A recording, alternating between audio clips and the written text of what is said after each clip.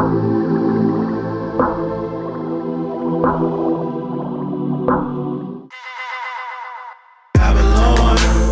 man, I've been so torn thinking about this world lately.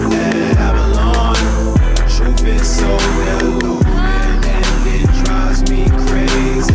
Babylon, This lost world is so hopeless. Babylon, Jesus Christ, that's where hope is. Babylon, no matter what they Yeah. say, it's still so lost, listen. so rough. But I rejoiced in the Lord greatly, that now at the last your care of me has flourished again, wherein ye were also careful, but ye lacked opportunity. Not that I speak in respect of want, for I have learned in whatsoever state I am, therewith to be content. I know both how to be abased, and I know how to abound.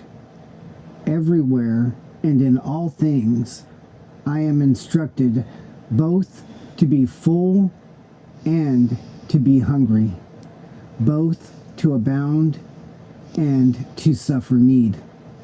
I can do all things through Christ, which strengthens me. That is Philippians 4:10 through 13. And this is Resisting Balaam, a podcast where we seek to encourage the saints to stand firm with him on his word against all of the accusations made by the world, the flesh, and the devil, as we engage the culture of death that demands the sacrifice of our children. I am Callie, and today we have a very special guest, my favorite guest. Cheryl is with me today, and we are going to be talking about what's been going on the past 2 months, how that's affected us and a lot of the projects that we're involved with, and just the daily life and things that we do. And want to talk about her cancer diagnosis and what's going on with that and how that is going to affect short-term some of the things that we're currently involved with, including this podcast and some of the other abolition and just Christian things that we have planned, how it's going to affect those things. So start out by we want to give a history of what's been going on the past couple of months, but start out by saying that yesterday you did get your cancer diagnosis. There's a tumor on your pancreas, and currently it looks as if it hasn't spread to any other organs or lymph nodes, but the tumor has encased an artery. So that's where we are with that. But I want to talk about what's been going on the past 2 months and how that's affected us. Because all of this started when we recognized something was going on was at the Abolition Now conference in Oklahoma. Pretty fitting. And so the day that I was to give my lecture on self-managed abortion, I had to take you to the emergency room. Yeah. So let's start there. What was going on that caused us to go to the emergency room that morning? Yeah. So I mean, just bringing it up that it happened at the conference, like I get sick almost every conference. Yeah. Mm-hmm. Well, okay, not just sick. Sometimes you don't pack for Oklahoma February snowy weather, and every year I have to buy you new shoes, new clothes, new or jacket. something. Yeah. I mean that's a definite thing, but just in I'm not sure that's like an actual spiritual attack, but I think that it is a spiritual attack that I have gotten violently ill many times going to abolition conferences, like, which I know like everybody goes through that, or that's like familiar to a lot of abolitionists. You go to do abolition things, and just Satan attacks you. He hates it. Right. So I'm typically, as I frequently am, we go to Oklahoma. We're doing the Abolition Now conference. I'm sick, as is common to me, having some stomach issues that I think are ulcers or gastritis, some type of like stomach pain. Without going too much into it, like I overproduce bile, and I can have like, I can't take Advil or other NSAIDs, and I just have stomach problems in general that can get out of whack. So that's what we're thinking, is just I'm having stomach issues. I'm taking things for like stomach acid, like famotidine, and trying to keep it under control and get it to like calm down a little bit. I'm having a lot of stomach pain. And then on the morning of that Callie's supposed to speak at like 3 o'clock that day, at about 11 in the morning, I start getting sick and I end up vomiting, and that's highly unusual for me.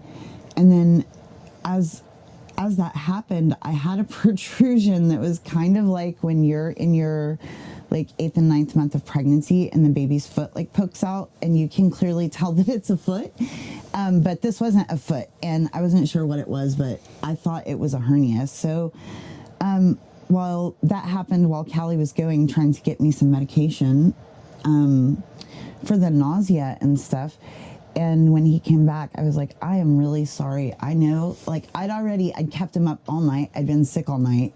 He got no sleep. He's praying to the Lord that he can like take a nap on this break between when he speaks. We already can't go to the Capitol with everybody else because I've kept him up, and he hasn't got to like just be prepared. I mean, he's been studying for months, but to just be prepared to go and speak, and he comes back from Walgreens with medication for me, and I was like, actually, I'm really sorry. I think we need to go to the hospital. Well, you wanted to push it off until after I spoke. Yeah, I did. But one of the things that you were talking about is like how common it is that you get sick or hurt at a conference or a speaking engagement or something abolition related. And there is a real spiritual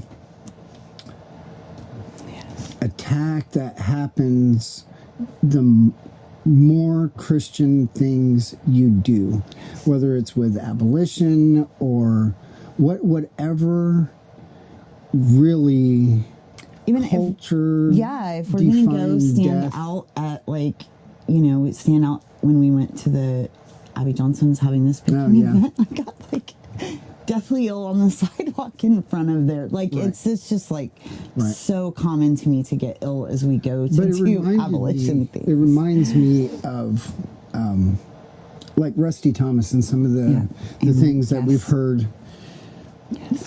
talking with him, and some of his lectures that we've been with him on about how this spiritual battle permeates the physical world, right? There's a supernatural battle that is going on, and it plays itself out in time and space. And the closer you get to really engaging as a Christian, the battle intensifies and gets more fierce. So he often warns people about this type of thing and, exhorts you to prepare yourself and to count the cost. Like, are you willing to lose everything as you stand with Christ? Are you willing to lose, things like friendships, money, esteem, your health, your life, right? So what are you willing to lose to stand with Christ and be with him as you battle, right? Yeah. So that whole thing comes out a lot. And so I do want to thank Rusty for really speaking to that aspect, because it does happen all the time. So I'm supposed to be speaking, kept me up all night,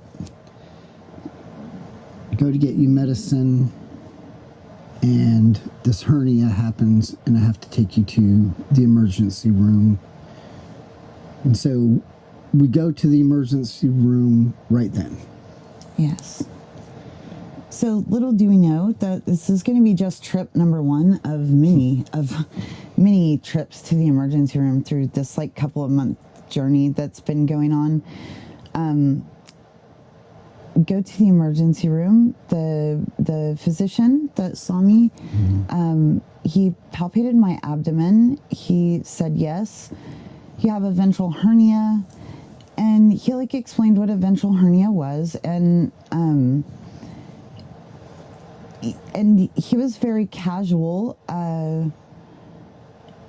in that he just was like, yeah, you have one. He said, at some point, it's going to bother you enough that you want to get it taken care of. So you're, at some point you're going to need to find a surgeon. And he put, so in my discharge papers, it said to, follow up with a surgeon. And he was like, yeah, it's uncomfortable. You can alternate between Tylenol and Advil.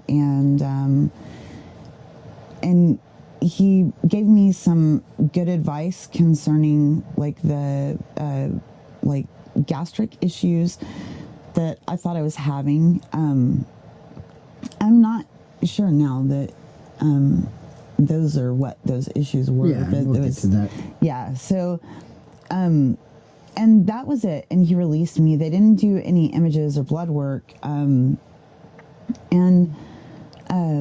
or further investigation, as to what may be hurting, which I thought I had a pretty good idea of why I was hurting. And so from the get-go, this set me on a course of confusion. What I thought, the extreme pain that I was feeling that day, I associated with having this hernia. I could not understand, as time went on, and people in the medical field continued to refer to a hernia as kind of not a very big deal. It's a little uncomfortable. You don't even really have to ever take care of it unless it's constricting your bowels and cutting off blood flow, or cutting off mobility and causing constipation that can damage you. So I'm associating the pain with a hernia. And everybody's like, oh, hernias everybody's don't hurt. acting like hernia is no big deal. Right. So I'm really not comprehending. Something is not connecting, and it's not even connecting for me. I don't really understand. But what I do know is that at night I am waking up a bad night is every hour, and on that hour I'll get in the shower. I will shower for 20 minutes until we run out of hot water. I will do it scalding as much as I can on my back. I'm having like a ton of back pain, and I'm having a lot of pain in my abdomen. So it's really like banded like all around me. I will take the shower for that length of time. It will kind of like disrupt the pain, where how my body is like receiving and processing the pain. So it'll kind of disrupt that. I can go really quickly, get back in bed, lay back down and go to sleep. But by the time, from the last time I woke up to on the hour, I'm going to be awake again. And I'm going to be in just absolutely mind-bending pain again, and get in the shower again and do this over and over and over all night long. Callie's becoming completely exhausted. Neither one of us are having sleep. Our sleep is so broken. And then I will sometimes be able to lay back down in the morning. I'm so exhausted. I'm just like falling asleep sitting up. And so sometimes I can like go and lay back down, and he will try to just, keep all sounds in the house really low and like let me get rest, because he can see that I'm like really sick. And we just both know that I'm really sick and something is going wrong. Well, we're jumping ahead a little bit. Yeah. So we'll get back to that part. So emergency room, guy says, yeah, hernia, not too big of a deal. Go find a surgeon.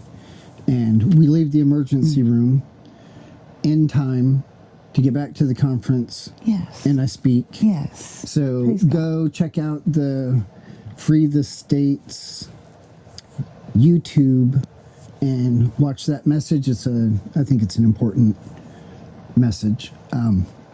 But we leave the conference and come back to Texas, and the pain is just not getting better. Oh, no. It's actually getting worse.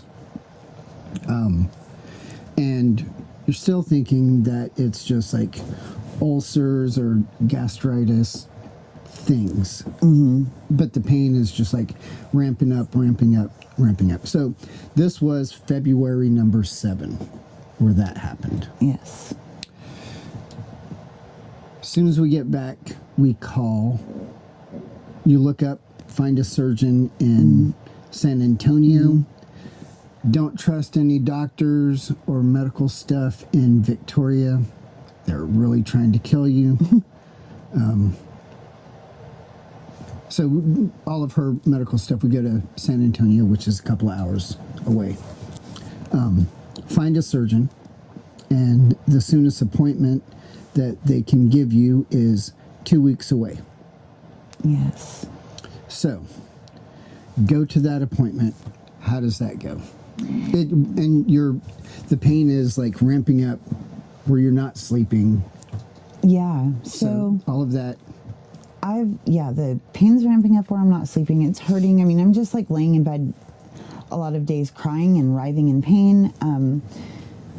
When we left the conference, I just strongly felt like, I should be praying, and I'm going to wait till the ride home.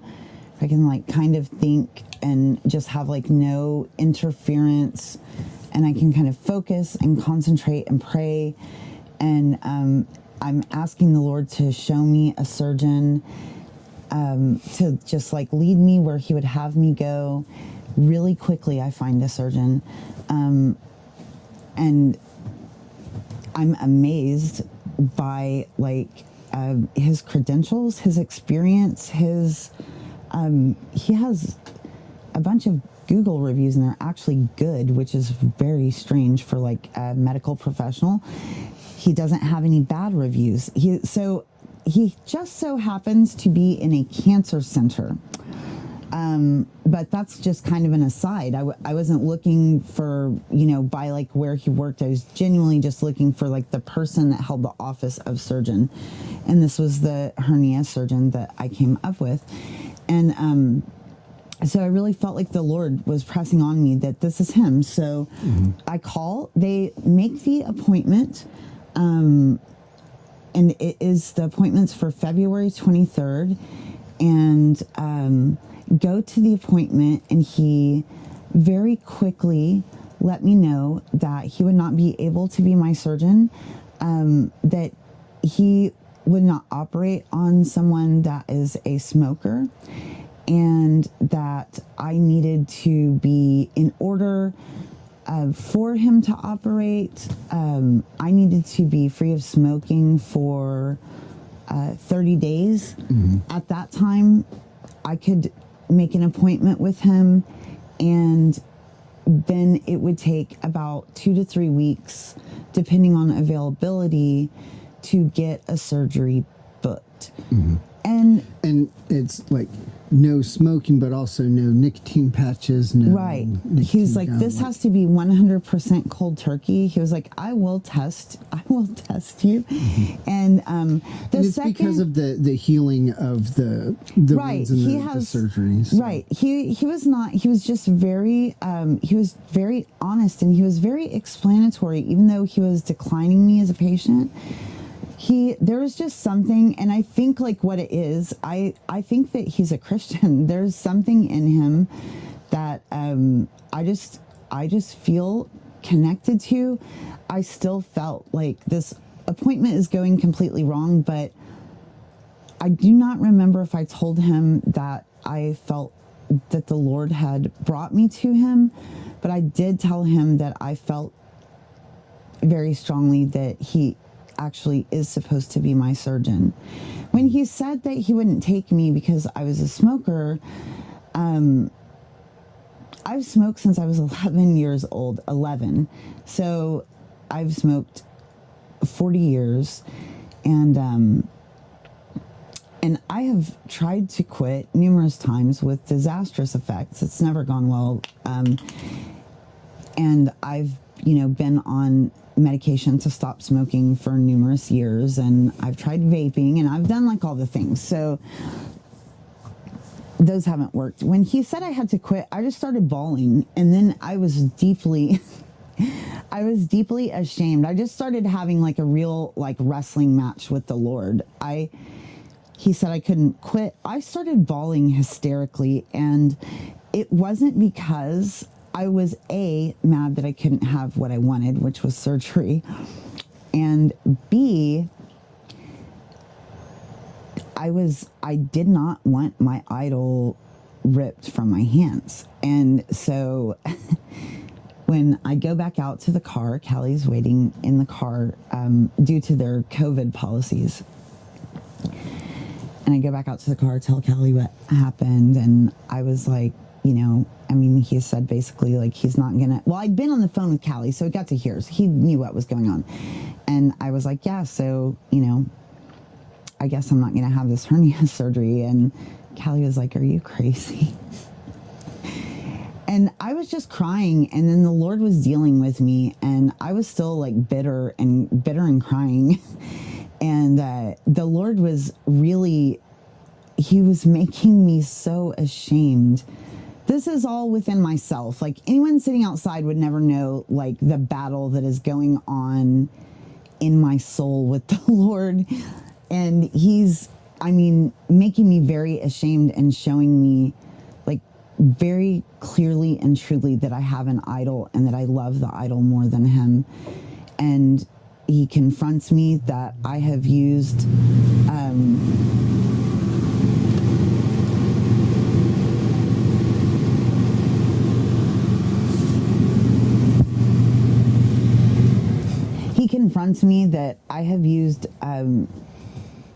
smoking as a comfort, as something that I go to process feelings, to, whether I'm sad, happy, hurt, angry, good, bad, that I have a moment of joy, whatever it is, that I have used smoking in place of the Lord to comfort myself with an idol. And before we even got out of San Antonio, I like had joy overcome me. He really, I would say, like, he delivered me in the car ride home from smoking. I'd gone from weeping bitterly because I didn't want to let go of the idol to smiling and happy. Because it was really the first time I'd like confessed that I did have an idol, and that made it so easy to put down. And then I just had the most miraculous experience of the Lord has delivered me from many things, demons being one of them, but the delivering me from smoking, because I had tried in my own power so many times in so many ways, he just took it away. He lifted it. He just took it away. He was like, it's an idol. And my prayer became, please let me have no other gods before you. And please let me love nothing more than I love you, Lord.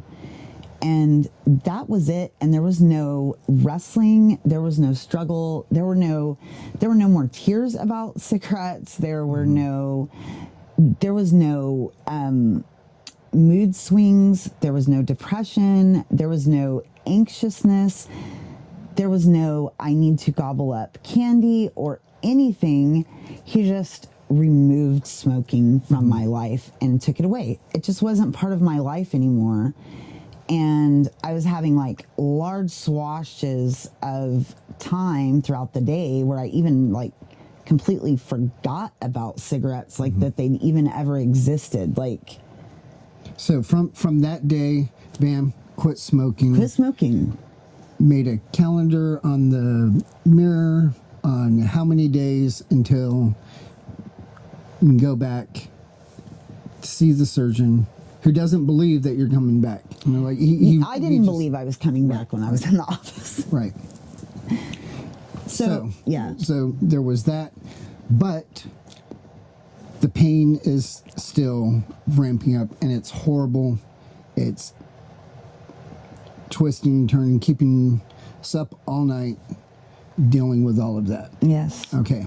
So that doesn't get any better. It gets worse, and counting down the days to go back to the surgeon, because you still believe that it's the hernia. I believe it's the hernia, and I believe that he is the man that God wants me to go to. Right. Absolutely. Okay. So,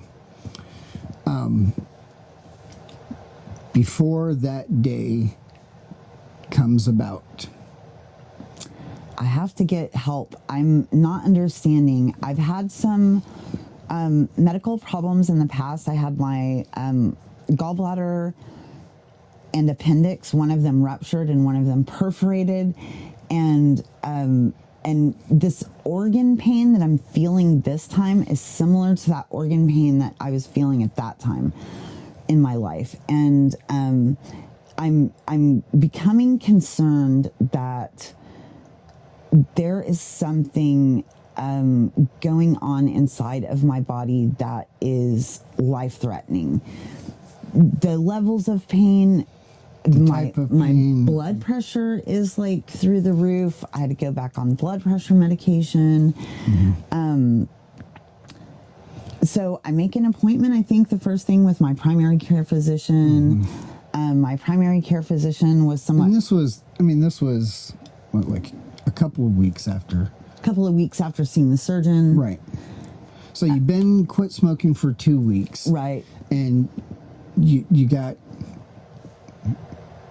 more, you still have 2 weeks left.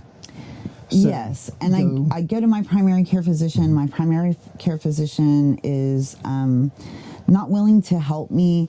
I had a very strange experience with her in the office at this time, and she suggested that if I did want help, that I should go to the emergency room, and I was like, well, okay, but I've already been to the emergency room once. And anyway, we go to the emergency room on the way home. My primary care physician's in San Antonio, so we just drove to San Antonio. Well, so she's mad because the surgeon wrote her a letter talking about what was going on. Yes. And she's upset that I found a surgeon on my own. Right. So she doesn't want to do any labs, no scans, no... Yes, she told me point blank. She won't do labs or images. They'll take too long to get there, and if you want that surgery, if you want to wait for that, just do that or go to the emergency room. Yes, she was very cruel. She said, I don't know, like she was saying very flippant things like, I don't know what good that's going to do anyway. It's like just terrible things. She said, no, I'm not going to help you with that. If you want help, go to the emergency room. She's just being like, honestly, like just extremely cruel and unprofessional. I'm in her office in tears, crying in pain. Mind you, this has been my doctor for like 5 years. I've never asked for pain medicine for anything. It's my first time. Anyway, so we stop at an emergency room on the way home in Cuero. Go to the Cuero emergency room. They're like, yep, that's a hernia. Yep. It's going to hurt a little bit, so... Yep, they were very nonchalant about it. They were like, yes, they palpated my stomach, made it hurt. So the nurse palpated it in about 4 places and pressed really hard, made it hurt off the charts. Like that started a round of pain that didn't come back down for like a week. She like put me like over the moon in pain. That started just immediately when her fingers touched me. Then the doctor came in and palpated my stomach after that. Also, like it increased the pain.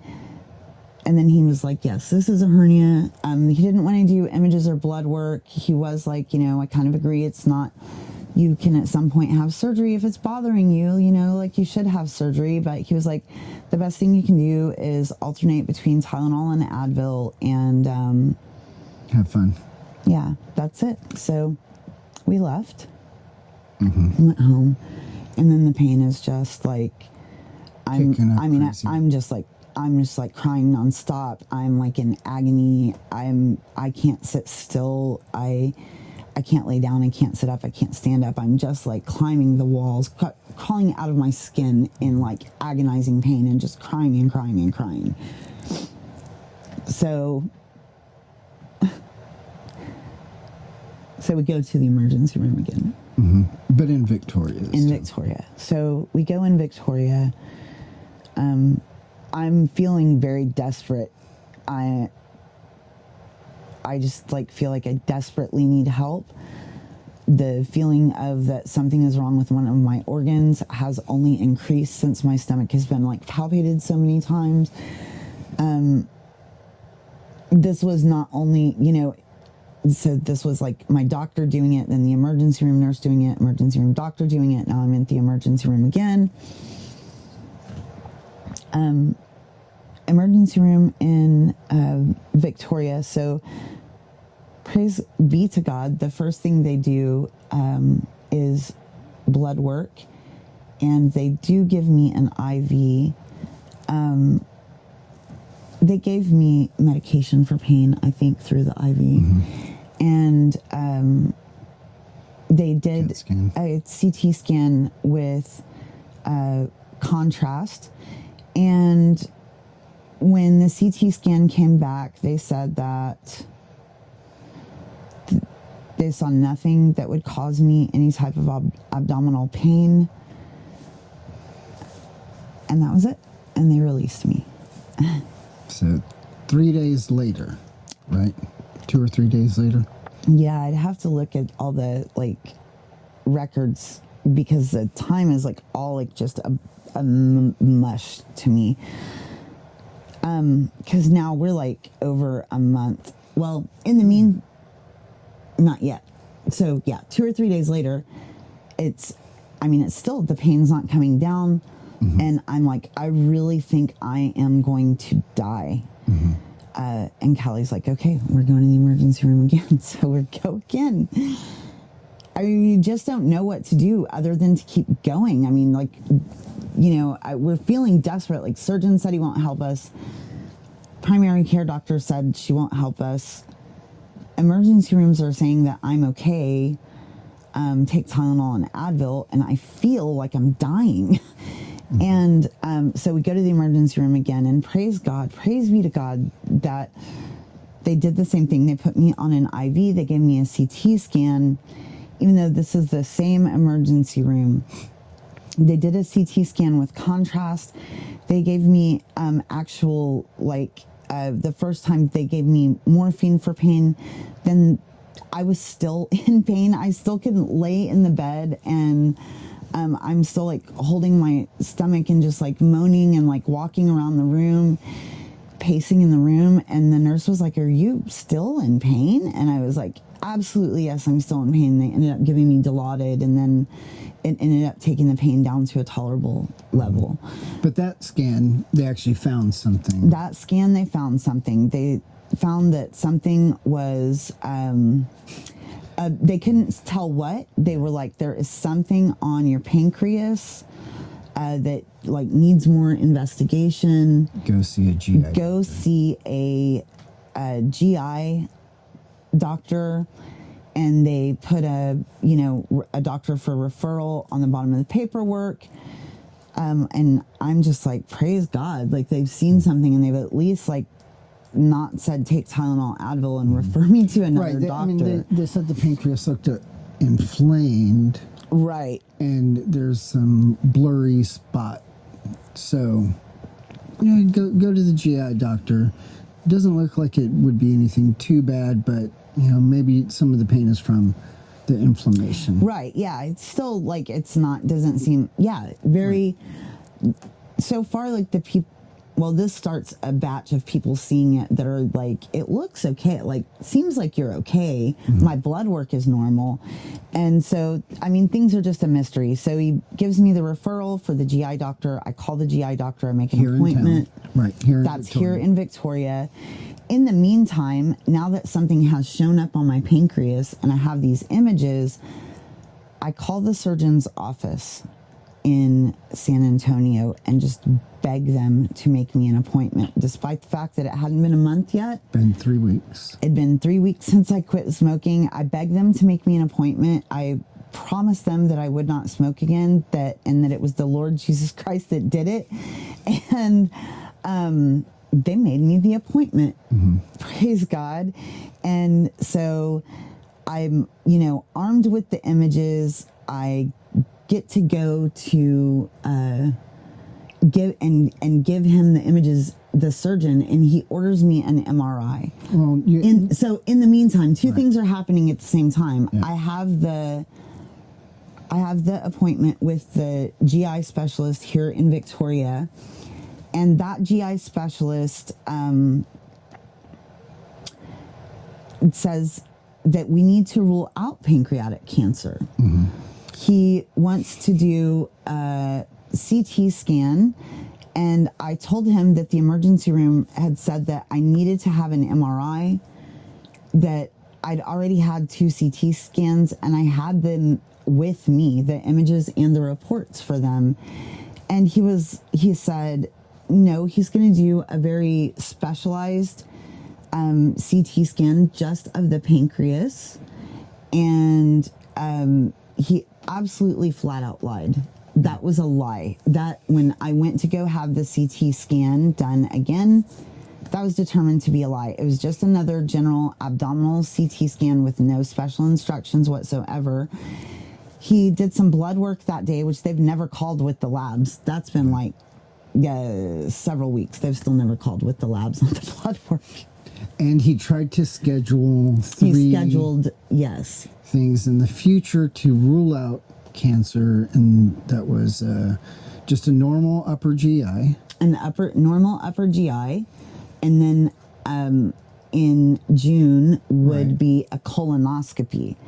And then once all of these results are in, the CT scan that's not really a special of my pancreas, the colonoscopy and the upper GI spread out over 3 months. Well, then, through June. So then he would do an MRI and send me to University Hospital to have a scope done of my pancreas. In July. And I was like, why not? If we need to rule out pancreatic cancer, would we not do that first? Like, this doesn't make any sense to me. Or why just waste time doing more CT scans when I just had 2 CT two CT scans done. Anyway, so I just was like, I need to just think about this. We kept those appointments for like a few days. We ended up canceling them out and doing the MRI that the surgeon had ordered. We went up for the MRI and had that done. And so he had scheduled your surgery. oh yes, in the meantime, my surgery had been scheduled. Right. So the doctor that denied you because you smoked was like, "Oh wow, you did quit smoking. Yeah. Let's schedule your surgery." Yes. But before we schedule your surgery, I need you to do this MRI next week, surgery the week after. Yeah, he believed that the that the CT scans that I had brought to him were showing that something had happened with my pancreas. And he also was like, I don't think that you have pancreatitis or cancer. He was like, your blood work looks normal. He was like, so we're going to do an MRI. So he did an MRI, and sure enough, it turns up that something is, there is a growth or tumor or mass that is all kinds of different things, right? that is concerning. Right. Don't know exactly at that time yet what it's doing. And this was 2-3 days before your hernia surgery, which they canceled because of the MRI, the results of the MRI. And then,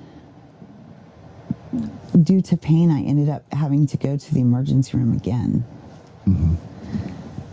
In San Antonio. This time we went to San Antonio because I had a surgery scheduled in Methodist Hospital in San Antonio. It hadn't been canceled yet. Right. Or it just got canceled. Things right here really start like happening fast, and they're like a little mixed up in my mind because we haven't had sleep. So it's kind of hard to tell the story in a linear way. So there was something very concerning on the MRI, and he canceled the surgery, and you ended up in the ER. Ended up in the ER again with pain. I woke Callie up that morning at 3 o'clock, and I was like, I think this is it. Like, I think I'm dying, and I don't think that we're going to make it to the emergency room. But we can't keep going to the emergency room here. So we just tried to make it to the emergency room in San Antonio, and we did make it. And they did another CT scan with contrast, and again, praising God, that doctor did find that there was a mass, that it was pressing against the arteries in my pancreas, and it was constricting blood flow to my organs, my intestines and digestive organs. And she said that's what was causing the pain. She said that's what was causing me the pain. She said, as it's like constricting blood flow, it's making everything hurt, as everything is having like reduced oxygenated blood and blood flow. So, which made perfect sense. I mean, that sounds like it would hurt. And then that started a concern of, blood flow may be completely cut off, and started a feeling in me as though we were racing against a clock. Like, I started to be able to understand a lot of this internal pain that I'm having, and how serious it was, and that I started becoming very concerned that blood flow would be completely cut off, as we've had happen in our church. In our church, I've had it also happen to another person in my family, and so we've seen it happen a few times, and I just became concerned that, my tissues are going to die, or my organs are going to die. They're going to become necrotic, and I'm going to get gangrene, and I'm going to die. I've seen this happen a couple of times, so I'm pretty fearful of it. And it just put a whole new fear in me of like what's happening. But while this is going on, the surgeon had set up appointments for you with a GI doctor in San Antonio. Yes, to do the pancreas scope that would have been done in July. In July by the other GI doctor here. So praise God, I got to have that scope done of my pancreas couple of days ago. The physician that did the scope was able to confirm for me on the spot that it was cancer. And so far things look good. Cancer so far does not seem to have spread to my liver. Right. Or any other organs, or so far. And they can't see it yet. Right. And I have some more tests, so I would really appreciate, they'll do more tests to make certain that I don't have cancer in any of that it hasn't spread anywhere else, my organs, my arteries, my lymph nodes, etc. So I really appreciate prayer for that. The surgeon, your hernia surgeon that never did the hernia surgery, because he gave you an MRI. Yes, found the problem on the pancreas, and he set up the test you did a few days ago, which is how you got the cancer diagnosis. Now, this test you had a few days ago is the same test that the Victoria GI guy wanted you to do sometime in July. So April, May, June, 4 months from now. You wouldn't have gotten the results or the test done for another 4 months had your hernia doctor not made these referrals and done the MRI and got you this test. So the results of the test the other day said that there was a tumor that's 2.5 centimeters, and it's on your pancreas, and it is it's on the splenic artery. It is encased the splenic artery inside the pancreas. So that's the bad part, from what we understand right now. But it hasn't spread to anywhere else on the pancreas that they know of. And it hasn't gone to the lymph nodes, and it hasn't gone to any other organs. But today, you got more information from your doctor. So throughout this whole time, there is no primary care doctor. There is no... It's her hernia doctor who's helped me at this cancer center that has done all of these things behind the scenes for her. And he's never even got to be my doctor. Right. And he didn't even tell us that this is what he was doing. So we're awaiting the pathology results. And today the doctor calls you. Right. Someone calls from the doctor's office, a coordinator. And so your hernia doctor has put you together with an oncologist, a pancreatic surgeon, and the guy that does the GI stuff. So he's put together your new cancer team of doctors. Yes. And so what's next then? Right. What it looks like next is, first of all, I have biopsies that were taken this past week of my liver and my pancreas. So those should have pathology back on them to let us know what kind of cancer I have on. Those should come back on Monday. Additionally, Tuesday, it looks like we will be having a consult. There are several tests that need to be done for the staging to figure out what stage of cancer it is. Right. So there's more CT scans. There's more CT scans. They're going to be looking for any any Cancer cells anywhere. They're going to do a wash of like my abdominal, a saline wash of my abdominal cavity, and then they'll withdraw the saline and they'll check for microscopic any traces microscopically of cancer that may have been missed. They're going to do a CT scan with contrast and a CT scan without contrast to see if there are any of the upper organs that may have cancer cells. So what will happen, they need to do a PET scan that will be like head to toe.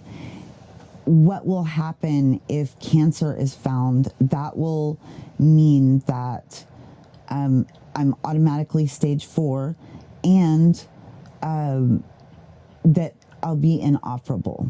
And the other concerning thing is the artery situation. So they're going to be looking and doing more images on that, because that also will determine if they can release the artery from the cancer.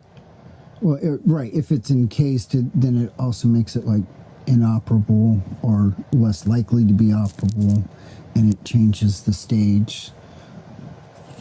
So there are a bunch more tests happen on Tuesday, and you meet with...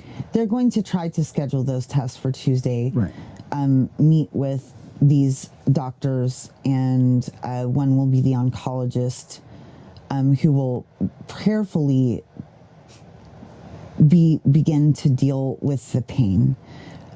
As of yet, the pain has not been dealt with. We're at 2 months. You did get a nerve block. Yes, they tried to do a nerve block. It did not work. I thought it worked, and that once the anesthesia wore off, all of the pain came back full force. The nerve block did not work. I'm in just full array of pain again. But it's also a steroid one, and it could take another day to really take effect. So it may still work. It's not working right now. It's not working right now. So, oh yeah, also, they want you to start chemo. Oh yeah. That's a for sure thing. Right. It's not certain whether a surgery can or will be done, but what is certain is chemo needs to be started. So it sounds like the chemo is going to start really fast. So I'm also praising God for that. I'm never in my life would I have said I thought I'm looking forward to having chemo, but I'm like ready to blast the little tumor out of there. I'm very excited about that. Very happy to kill that tumor and get rid of it. And so that's it. Like, that's everything where we're at.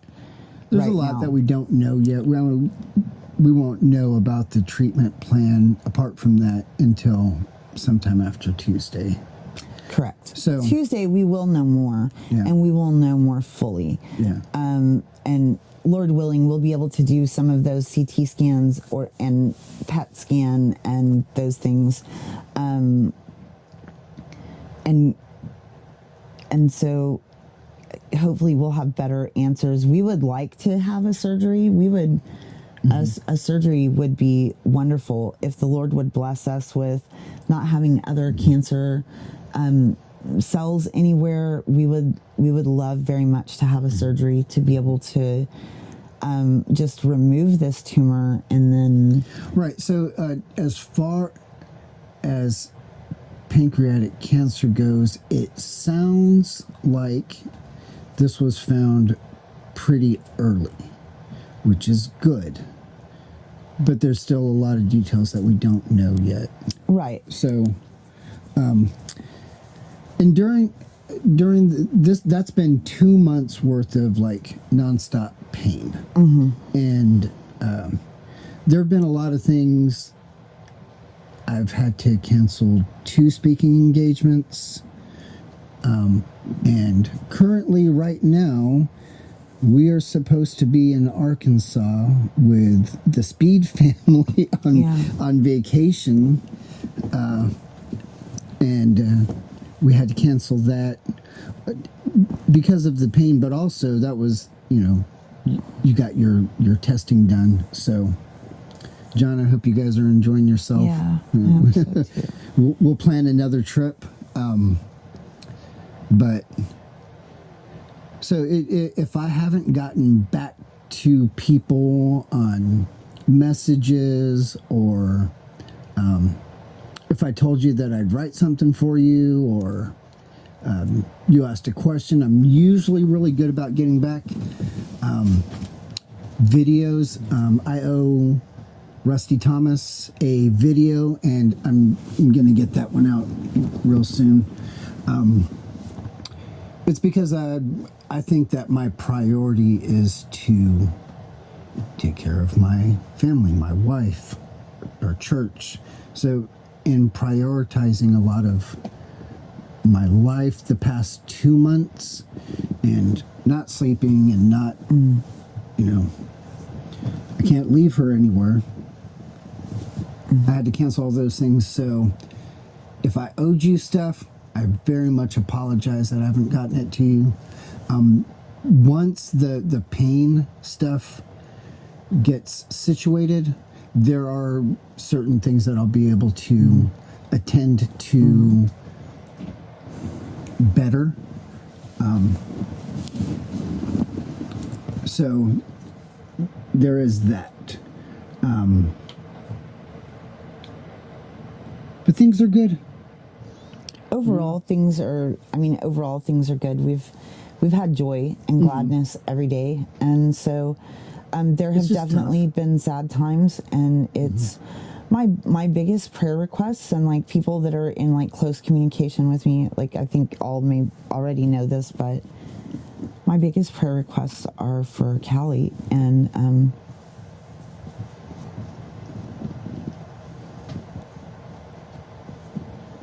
for my mom, and for my sons, and all of our grandchildren, and some of our grandchildren went through a real tragedy last year. They lost their grandmother, who was in church with us, and so Very wonderful, involved with their life. godly woman, very involved with their life, and she's one of the people that we lost in a very similar way, with the lack of blood flow and an undiagnosed problem that she was having in her abdomen that cut off her circulation, and like it just breaks my heart to think about my grandchildren not having a grandmother. Like, my grandmother is so important to me. I can't really fathom them not having one. And just for Callie, that he's, I think, just witnessing a horrible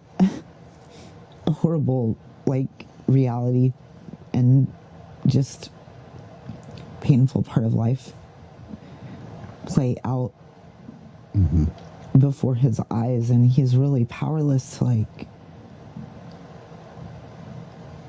to help me, or to not to help me. He's definitely able to help, but to stop it.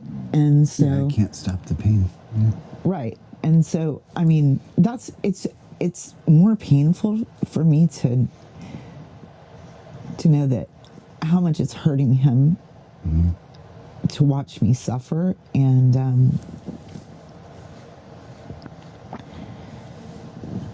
for my children, and so my mom is of all the family, my heart hurts for her in a very particular way. I'm an only child. We don't have very much family, and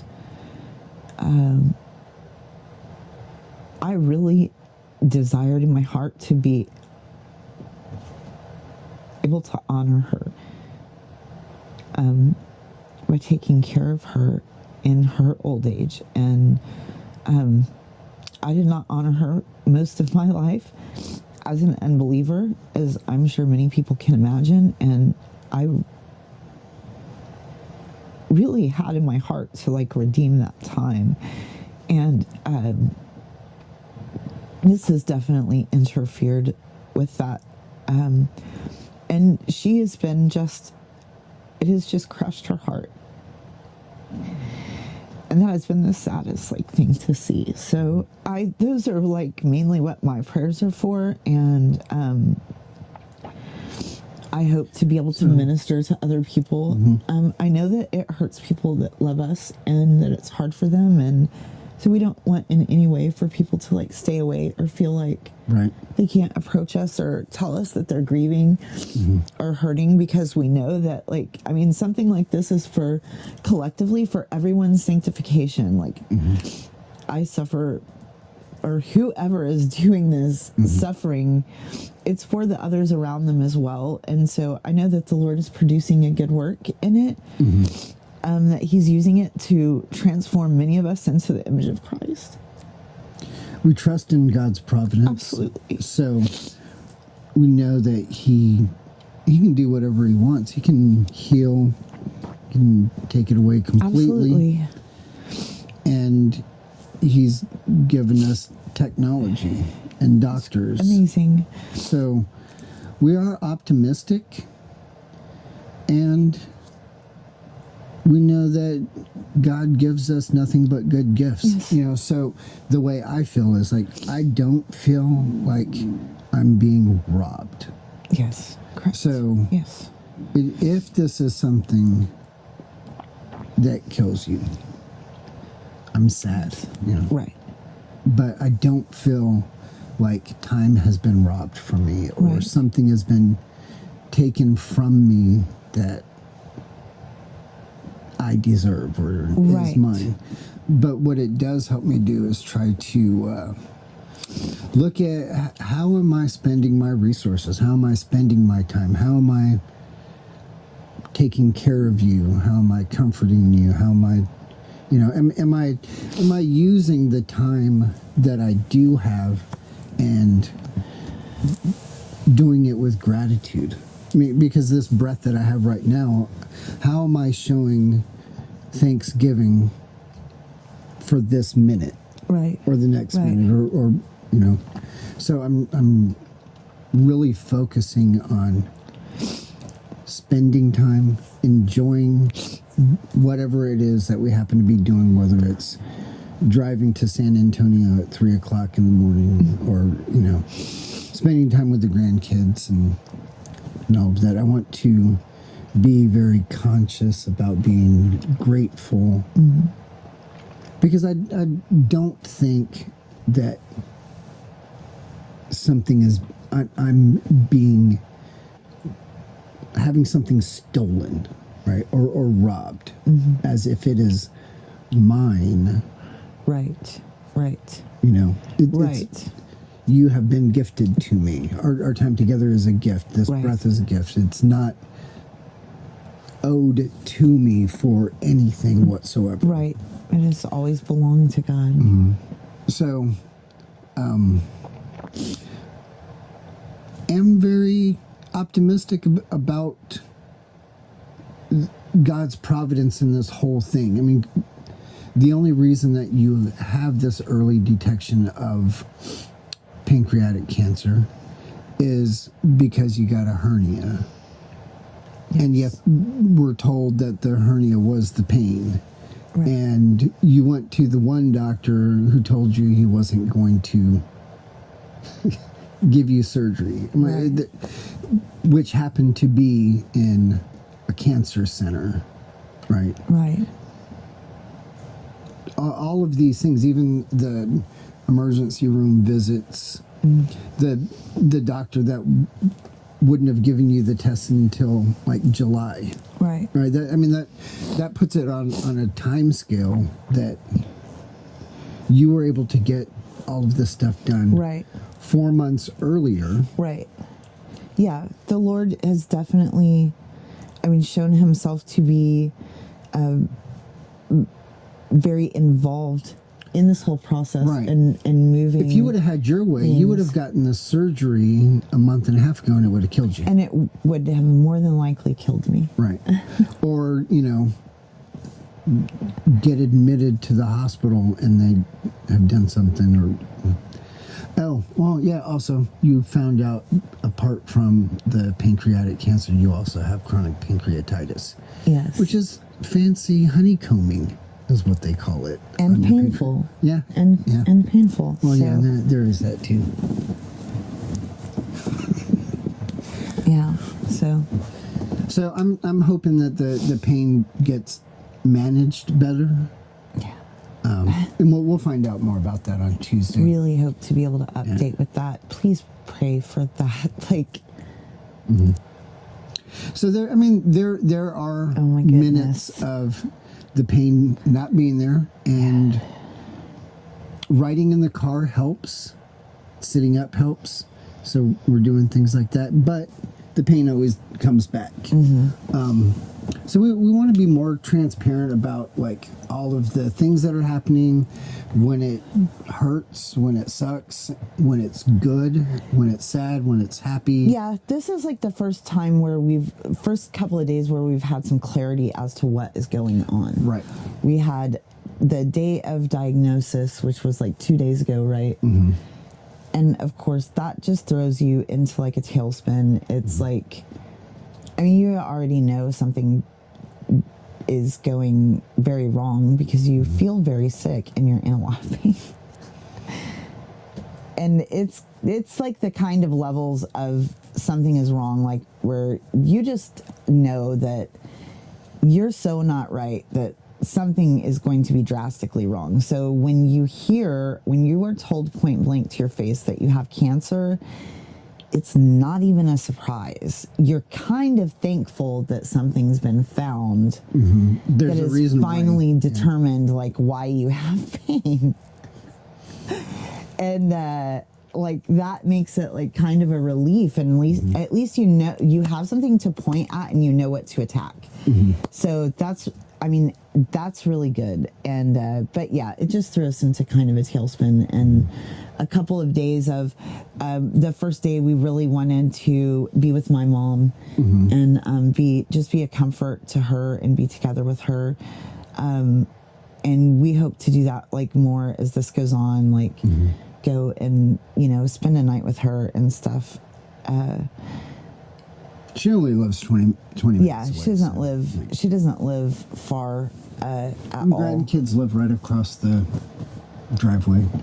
So yeah, that's wonderful. good stuff. And yeah, we do have a lot of good stuff, and so we're very blessed. And Well, when it comes to the projects that we're working on, we're going to keep doing things as we can. Obviously, when you're laid out in pain, not really going to be doing anything except for helping take care of you. But for the podcast, some of these interviews are interviews that I've had and I was saving for going to speak at conferences that I had to cancel. And just other content that I had, because it's been really hard to find time to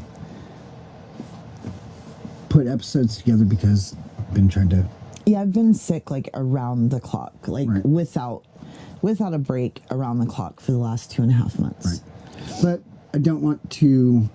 Or I guess not 2.5. It's just 2 months. 2 months. Yeah. Sorry. Yeah. Kind of lost Almost track 2 of time. months. Yeah. Since February 7th. Well, and we're at the beginning of April, so. So we're going to keep doing the podcast. But instead of going to go record somewhere, we're probably going to work on it together more and have discussions about abolition stuff, culture of death stuff, engaging culture, give you updates about what's going on. But I'm going to continue doing this. I think it's important. And something we can do together. I am recording your video, Rusty. I have it all put together. I just need to carve out 45 minutes or so. So I'll get that done hopefully in the next couple of days. Documentary. I have all of the necessary filming done. I did have 3 families that I had scheduled that I haven't filmed, and I'm not sure that I'll be able to film those 3 families. Again, depending on what the treatment is and how you're doing. But we're not postponing the IVF conference or the documentary. And she's going to help me storyboard and listen to all of the content and create the basic storyline, and I'll start editing it because I can do that as I'm sitting with her or when she's resting. So she'll help me out with that. We'll work on the documentary. So that's another project that we're going to keep doing. And we just want to go out and help wherever we can. Talk about Jesus, share the gospel.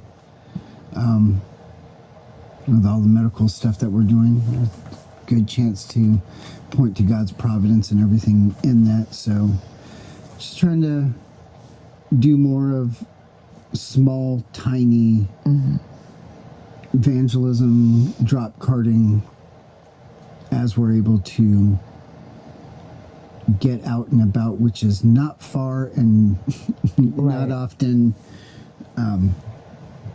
So keep us in prayer. Keep that stuff in prayer. I want to continue to put out videos. My social media activity. I also got banned from Facebook. That I just got unbanned from groups today. But again, I'm not going to be engaging a whole lot. But if you have questions or stuff, continue to email and message me, and I will get to them as I have opportunity. You know? You got anything else?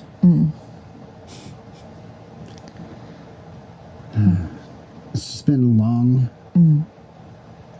2 months, very tiring and exhausting. But we are in good spirits. Yes. There's ups and downs. And we do appreciate everybody's prayer. It's very encouraging. So that will be this episode. Stay tuned because we'll keep putting out more stuff every week. And until then, join the resistance and wield the sword of truth. Our Lord has left us here to navigate through this world as priests in the kingdom of God. Apply the mind of Christ and battle against the culture that hates God and loves death.